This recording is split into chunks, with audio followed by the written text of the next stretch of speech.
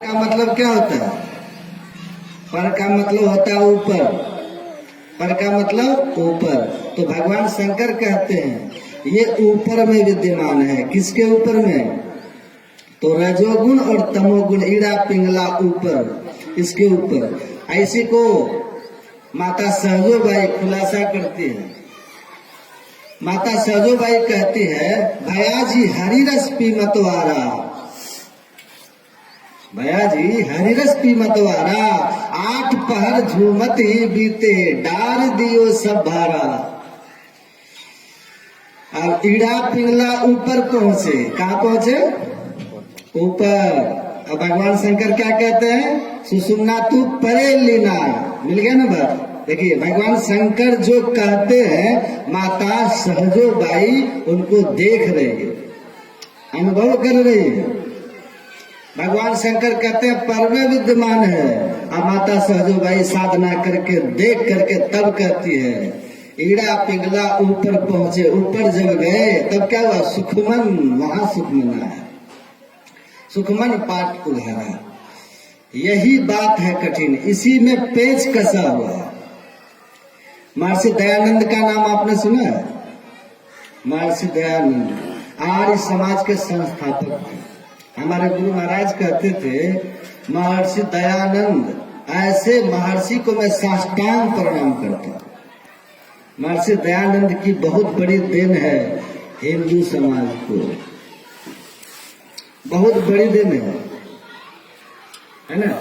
महर्षि दयानंद जब शुरुआती दौर में थे, महर्षि दयानंद अभी शुरुआती दौर में है, सदगुरु की खोज में है, सदगुरु की खोज में है और शुरुआती दौर में है। अभी साधना की विधि इनको मिली नहीं, दीक्षा नहीं ली है, पर पहले का दिव्य संस्कार है, इनका पहले का संस्कार है। और ये नर्मदा के तट पर 18 घंटे ध्यान पर बैठते थे। ऐसे थे, एक बार बैठते थे 18 घंटे के बाद ही उठते थे वो दयानंद से। महर्षि दयानंद आज दिन रात में कितना घंटा होता है? 24 घंटा। 18 घंटा वो ध्याने पर ही बैठते थे। आप समझिए कब भोजन करते थे, कब सोच आदि जाते थे, कब शयन करते थे, कब स्नान करते थे। उनका नियम था जब भी बैठते थे 18 घंटा बैठते थे। महर्षि दयानंद सरस्वती कितनी बड़ी उन्होंने तपस्या की है, विचार कीजिए। और तपस्वी इतने बड़े थे कि प्रचंड ठंड पड़ती रहती थी, भीषण ठंड अभी जैसी है, लेकिन एक लंगोटी के सिवा उनके बदन पर कुछ नहीं होता था। भीषण ठंड, कड़ाके की ठंड पड़ती रहती थी, लोग कांपते रहते थे। एक व्यक्ति ने पूछा उनसे कि स्वामी जी आपको ठंडी नहीं लगती है? बोले क्यों? कहा एकदम खुला शरीर है, पूरा खुला शरीर, एक लंगोट पहनते थे और कुछ नहीं उनके शरीर पर होता था, कुछ नहीं। आए कमंडल वो लकड़ी वाला चिप्पी रखते थे बस, और कुछ नहीं रखते थे।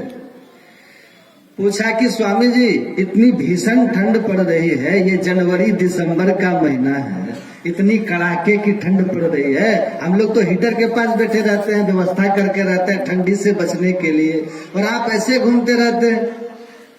तो स्वामी महर्षि दयानंद ने बड़ी सहजता से कहा कि एक बात बताओ, तुम्हारा चेहरा में ठंडा तुमको नहीं लगता है? लगता है, तुम्हारा चेहरा भी तो खुला है। इधर तुम टोपी पहन रखे हो, नीचे स्वेटर पहन रखे हो, मफलर लगा रखे हो, लेकिन ये फेस तो तुम्हारा खुला है, तुमको यहाँ ठंड नहीं लगती है? कहा ये तो आदत हो गई, कहा मुझे भी आदत हो गई है। बोलिए श्री सदगुरु महाराज की जय। लेकिन उनके शुरुआती दौर की बात बता रहा हूँ। महर्षि दयानंद ने कहीं सुना महापुरुषों के मुंह से, इस मानव तन में सुषुम्ना नाड़ी है, इस मानव के शरीर में सुषुम्ना है, और उसी सुषुम्ना का ध्यान करने से इस जीव को मोक्ष की प्राप्ति होती है, अंदर में गति होती है और ब्रह्म तक उसकी पहुंच होती है। ये सुना था कहीं सत्संग में, किसी महापुरुषों के मुंह से सुना था उन्होंने, लेकिन तब तक ये महर्षि स्वामी बिरजानंद के पास ये तब तक गए नहीं थे, दीक्षा नहीं लिए थे। अब इनके मन में होता है कि जब सब महापुरुष ऐसा कहते हैं कि मानव के तन में ये सुषुम्ना नाड़ी है, एक बार देखना चाहिए किधर है। अब सुनिएगा ध्यान से, भगवान शंकर कहते हैं सुषुम्ना तू परे लीना है। भगवान शंकर कहते हैं पर में विद्यमान है। भगवान शंकर झूठ तो नहीं न बोलेंगे। अब माता सहजो भाई ध्यान करके अनुभूत करके तब कहती है हीड़ा पिंगला ऊपर पहुंचे, मतलब मैं पहुंच गई। और वहां जाकर के सुखमन पाठ उघारा, सुषुम्ना के पाठ को मैंने उघारा। और तब क्या हुआ, वहां जैसे उघरा तो क्या हुआ, पीवन लगे सुधा रस जब ही, वहां अमृत रस में पीने लगा। हमारे गुरु महाराज वही कहते हैं सुखमन के झीना नाल से अमृत की धारा बह रही, वो अमृत है, उसको मैंने पिया। माता सहजोबाई कहती है। पर महर्षि दयानंद को उस समय ये पता नहीं था, तो कहा कि इसे हमें खोजना है, इसे हमें खोजना है, हमें मोक्ष पाना है, गति पाना है। जिस सुषुम्ना के विचार का इतना फल है, तो एक बार सुषुम्ना को देखना चाहिए। तो कैसे देखेंगे? आप जिंदा व्यक्ति को तो काट सकते नहीं, मार सकते नहीं, तो वो नर्मदा नदी के किनारे जाते हैं और किनारे खड़े हो जाते हैं। कई घंटों के बाद वो देखते हैं कि मुर्दा उधर से भसता चला आ रहा, हाथ में चाकू लेके वो खड़े थे, कटार, ध्यान से सुनिए, खड़े हैं, उधर से मुर्दा भसता हुआ आ रहा है। ये बड़े पराक्रमी थे महर्षि दयानंद, शुरुआती दौर में बड़े निर्भय थे, इनको डर भय नहीं लगता। नहीं तो हम लोग तो मुर्दा को देख के डर जाते। और उन्होंने जैसे देखा मुर्दा उधर से भसता चला आ रहा है, लगा दिया उन्होंने छलांग लगाया और जाके पकड़ा मुर्दा को, आ खींच करके लाया किनारे, आ ला करके तब जो सुना था ना सत्संग में वो, कि यहाँ पर दोनों आंखों के ठीक मध्य में होता है सुषुम्ना, तो ऑपरेशन करना शुरू किए कि देखे सुषुम्ना किधर है। वो खोद खाद करके पूरा वो जो करते हैं ना पोस्टमार्टम, क्या होता है पोस्टमार्टम जो करते हैं, देखे हथौड़ा से चूर देता है, तलवार से काट देता है, छत बिछत कर देता है, देख नहीं पाएगा।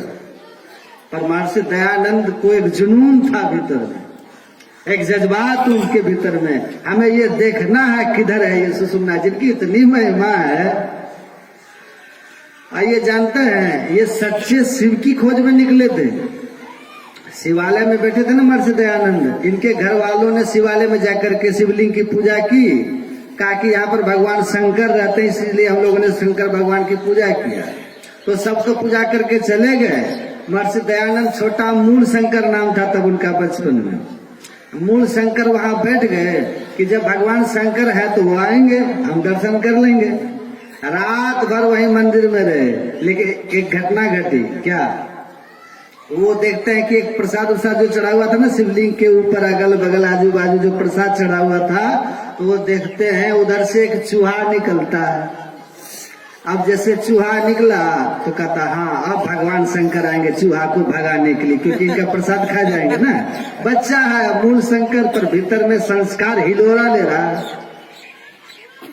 अब भगवान शंकर आएंगे इसको भगाने के लिए, लेकिन वो बैठे हैं, देखता है कि चूहा तो कूद फांद कर रहा है, शिवलिंग के ऊपर चढ़ता है, वहां का प्रसाद सब खा रहा है, फिर अगल बगल में जो मिठाई